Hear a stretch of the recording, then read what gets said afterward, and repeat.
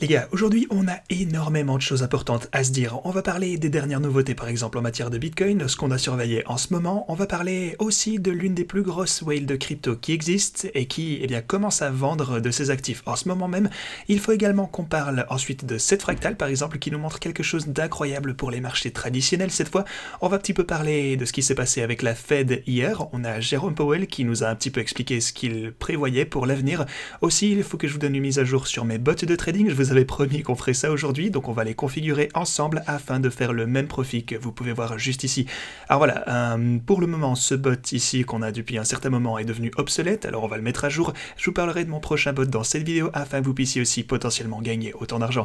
Alors bienvenue à tous, je m'appelle Maxime et je vous apporte chaque jour des nouvelles vidéos en français sur les crypto-monnaies en vous apprenant comment vous faire de l'argent sur ce marché. Si vous êtes nouveau sur cette chaîne, alors soyez sûr de vous abonner et d'activer la cloche dès maintenant. Ok, ceci étant dit, aujourd'hui on a énormément de choses importantes dont discuter. Le premier truc dont j'aimerais vous parler cette fois, c'est, encore sur l'intervalle de 4 heures pour le coup, notre boîte orange qui continue d'être extrêmement solide et qui continue de nous donner des poussées importantes à partir de ce niveau de support. Depuis ma vidéo d'hier, vous pouvez voir qu'on a déjà bien réaugmenté. Sur le sommet, on avait un gain d'environ 3,5%. À l'heure actuelle, c'est plutôt quelque chose comme 2,5%, mais c'est toujours cool. C'est positif pour le Bitcoin, surtout ces intervalles un petit peu plus courts. De ce côté, sur les marchés traditionnels, c'est aussi super intéressant.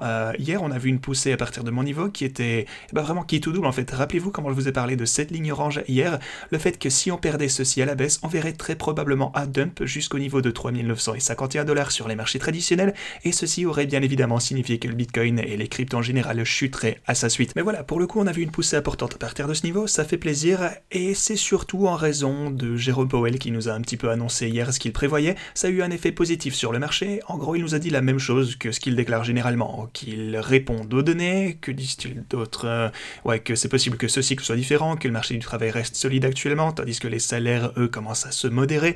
Donc voilà, en fait, exactement le même genre de discours auquel on pouvait s'attendre, mais voilà, le marché a pris ça plutôt comme un bon signe, et c'est pour ça qu'on a eu une poussée dans la journée d'hier.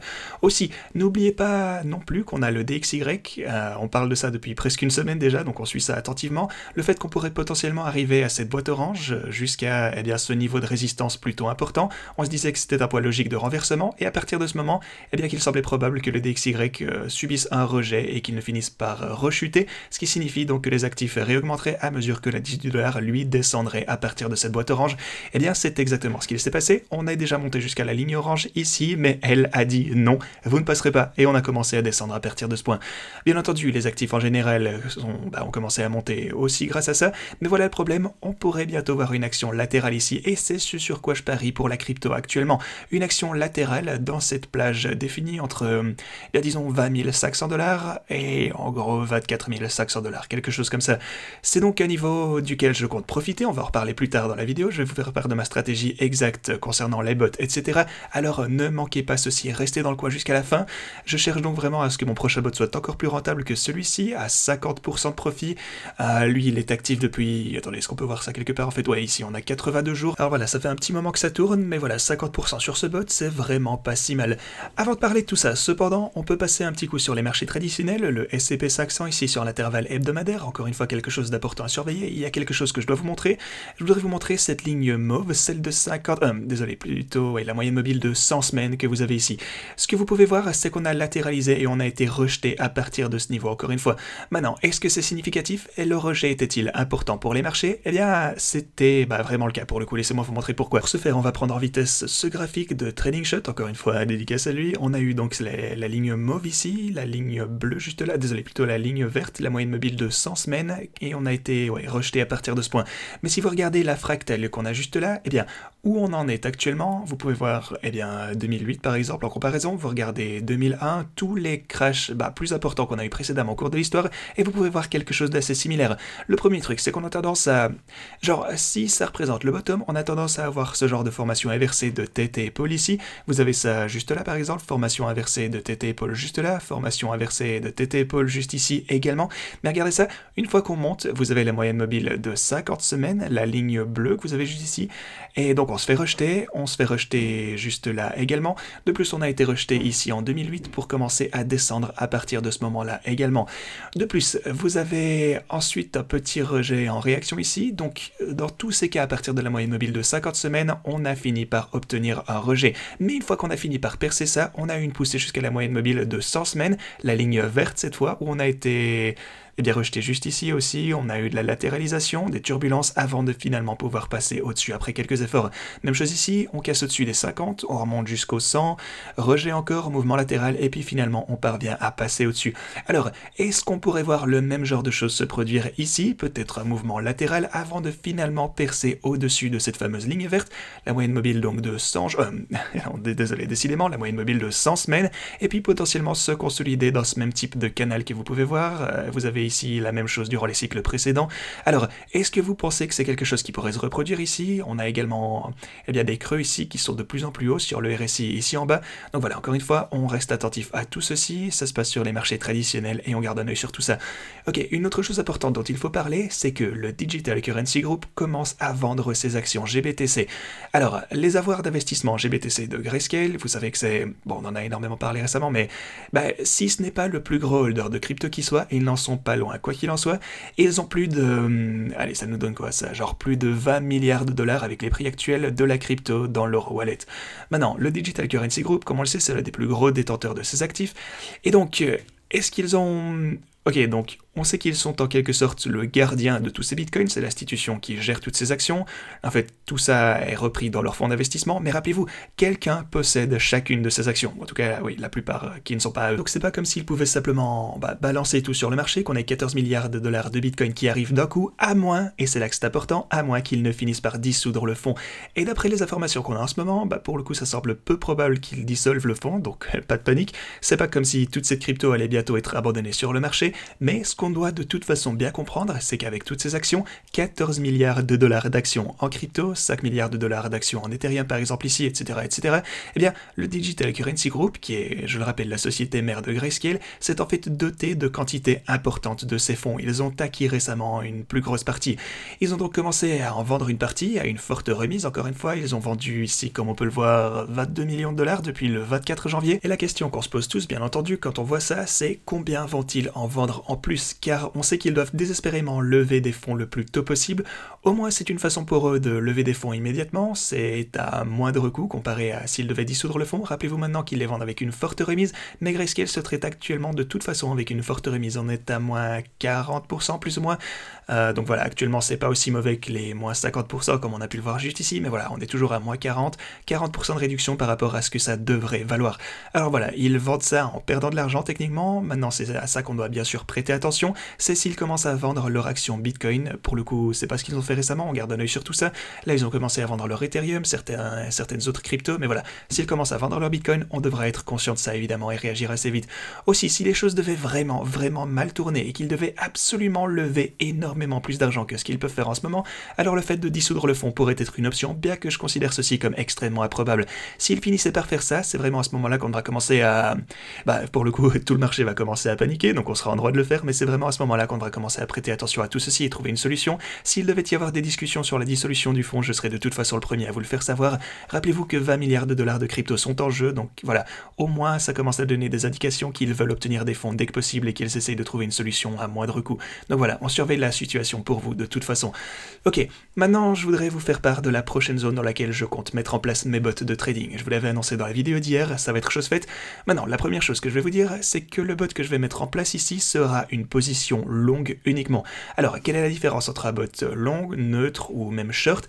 En gros, un bot long ne va jamais vendre à découvert, ce qu'on appelle shorter en anglais, donc ça va ne faire que prendre des positions longues, et ça va simplement tenter d'acheter plus bas et revendre plus haut en fait.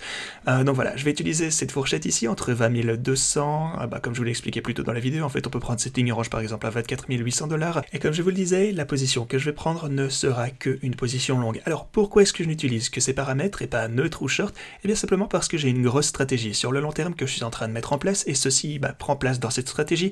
Comme vous le savez, je crois qu'on a déjà touché le fond, je crois qu'on ne descendra pas plus bas, et même si ça devait se produire, ça ne me dérangerait pas. Je pense qu'on pourrait descendre, je sais pas moi, peut-être jusqu'à cette boîte orange aux 20 000, peut-être qu'on pourrait faire ça, c'est probable, mais ça ne me dérange pas, car je pense que le prix du Bitcoin sera de toute façon plus élevé au fur et à mesure qu'on entrera dans...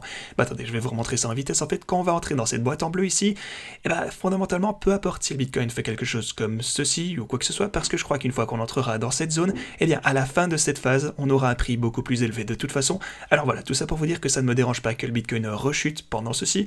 Voilà, si le Bitcoin voit une cassure à la baisse, je vois simplement ça comme une opportunité d'achat. Maintenant, dites-vous bien que je suis capable de faire ça parce que j'investis pas plus que ce que je peux me permettre de perdre, vous connaissez la chanson.